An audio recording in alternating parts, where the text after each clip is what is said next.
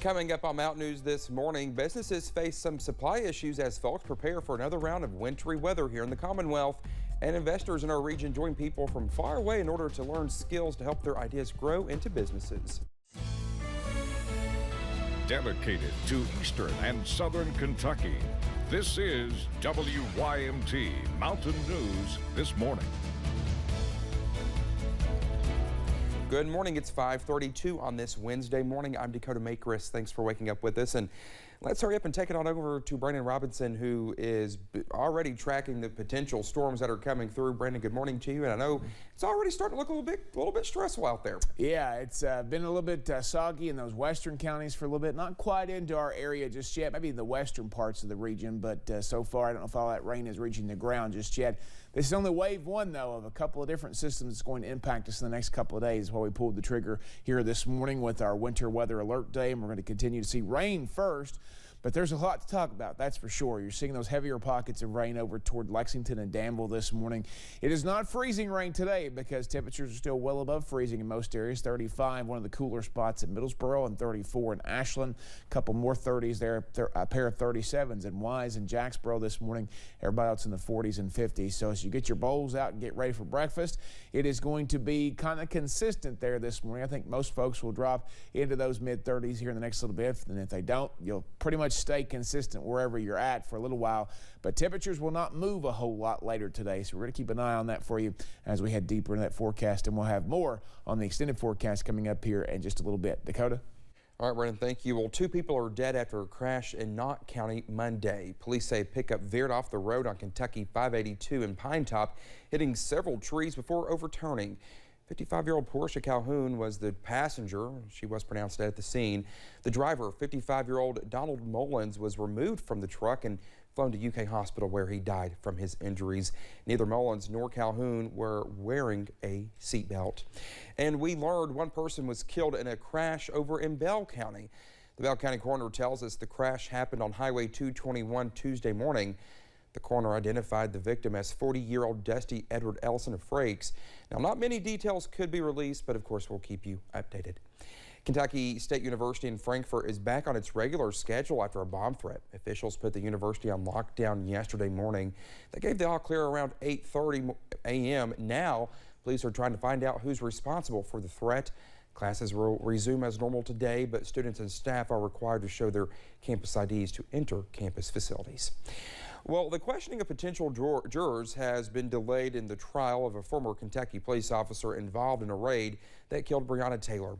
Brett Hakinson pleaded not guilty to 3 counts of wanton endangerment for allegedly firing wildly into the apartments of Taylor's neighbors.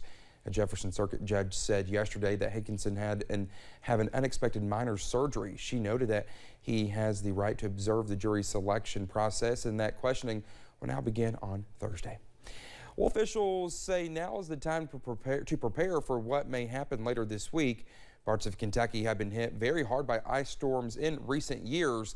Mercer County folks remember 2009 all too well. Power was knocked out and even water service was impacted, and some made dangerous decisions on how to stay warm. Grills into the house, charcoal grills. Do not do that. You don't want anything that's going to put off any kind of carbon monoxide. Generators are a big help, but they're also a big danger. You got to make sure that the generator is away from any windows that could possibly have a draft that could come in. Mercer County officials say their water plant lost power during the last major ice storm, and people there are encouraged to keep a bathtub full of water before the storm hits. Many people are racing to the stores to stock up on winter weather supplies, from generators to salt to just the basic needs like flashlights. Well, stores are seeing their supplies fly off the shelves in Lexington. Store manager Will Edwards, owner of Chevy Chase Hardware, says the business had been steadily busy all winter. Edwards says they are having trouble getting their usual shipments due to supply chain issues that most places everywhere have been seeing during the pandemic, which means he had to get creative to find ways to get the shelves stocked during these winter months. The supply chain has definitely affected things, and there are places that are out, but we've gone above and beyond, I believe, to reach out and find things in other locations, going to Pennsylvania and other states to get products, make sure our customers have what they need. Well, emergency officials say they want you to make sure you're prepared for this winter storm with enough food, medicine, and other necessities. Infrastructure investments in eastern Kentucky could open business opportunities that did not previously exist in the region, and some local organizations are ready to capitalize. Our Zach Hawk attended the inaugural Event Appalachia seminar in London to learn how. The Small Business Development Center wants to grow communities one business at a time. Rodney Kuhl manages the office out of London and says equipping potential entrepreneurs with knowledge is key. It's important for our region to have some place to go in order to work with somebody that can help them bring a concept to the table and then make it into a product that's being able to be sold to consumers. Helping to make that happen is Don Skaggs and Leo York of Inventors Network Kentucky. Finding small business success in Lawrence County, Skaggs hopes to share knowledge that helped him. And then we try to empower them. We try to give them the realization that they can actually do this. And we don't just do this from just an academic standpoint. We've actually been there, done that. The first ever Event Appalachia was sparsely attended in person, but well attended online. Kuhl says that is fine because this is just the start of helping build business in eastern Kentucky. This is our kickoff, and so monthly for the next several months we'll have these types of informational meetings that anybody can attend. Officials say the meetings will continue in London, online, and soon in a second location in eastern Kentucky. In London, Zach Hawk, WYMT Mountain News. Inventors Network has found success operating out of central Kentucky since the 1990s, and officials tell us they are excited by the opportunities here in the mountains. Well, to one Williamsburg man's dog might look like an average Labrador, but to him, he's just so much more. After serving in the U.S. Army for more than 2 decades, Sergeant Major Thomaseichen medically retired in 2017 due to the effects of a traumatic brain injury he suffered in Afghanistan. After 3 years of waiting, Thomas was finally paired with his service and lead dog, Allen, who helps Thomas navigate his everyday life with ease. I don't know if I could put into words how much it means to have him here. I don't know how I did it without him.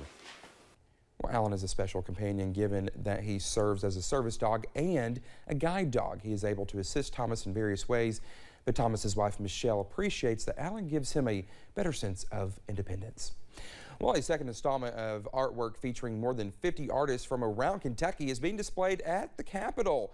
Governor Andy Beshear says the spring 2022 exhibition of the Team Kentucky Gallery can be viewed in 2 of the main hallways of the state capitol. The selected artworks were put on display through June 30th. They can also be found on the Team Kentucky Digital Art Gallery. The project was started as a way to connect and express pride in Kentucky through art in the midst of the coronavirus pandemic. Well, Valentine's Day is around the corner, and a recent survey suggests that may be sour news from some Kentuckians. The survey, compiled by WalletHub, ranks Kentucky 44th of all states in terms of dating friendliness, and the survey took several factors into account, including the share of single adults, online dating opportunities, and restaurants per capita. Summer Vandy, a therapist with Baptist Health, thinks eastern Kentucky could be lacking key social meeting places where people would normally gather. There's a lot of people that, hey, you make a day to go into town or you make special times to go into something because we have less exposure to some of those community or public or social activities that other people go out and meet people often in. Well, she recommends using social media as a starting point to find people with shared special interests, but warns against using online interaction as a substitute for in-person meetings. Well, just ahead this morning, a famous host of a talk show is in some trouble after making a comment about the Holocaust. We'll have more on that coming up. I can second that recommendation about using social media for dating. I met my wife on Facebook. All right, let's get into the forecast as we head into today. All types of precipitation are on the table in the coming days, including ice. I'll have the latest timings on them in about 3 minutes.